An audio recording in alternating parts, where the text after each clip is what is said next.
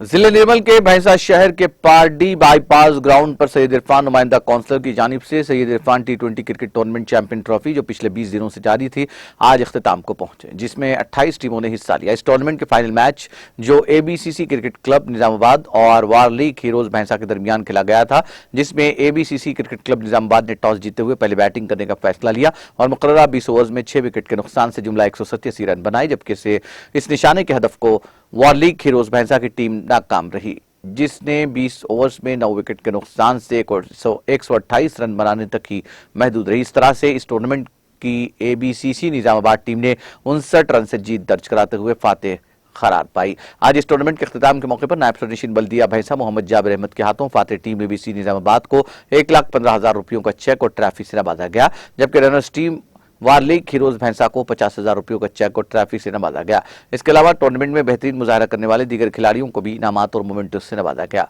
इस मौके पर Faizullah Khan floor leader MIM, Imtiazul हक एडवोकेट, मोहम्मद आमिर काउंसलर के अलावा दीगर कायदीन और अवाम की कसीर तादाद मौजूद थी। तारीखी मैसेज है भैंसा वालों की, एकदम पीसफुल टूर्नामेंट। भैंसा वालों का तहे दिल से शुक्रिया अदा करता हूँ मैं इंशाअल्लाह। और हम 2 से 3 साल में और एक टूर्नामेंट करेंगे सैयद इरफान क्रिकेट टूर्नामेंट के नाम से।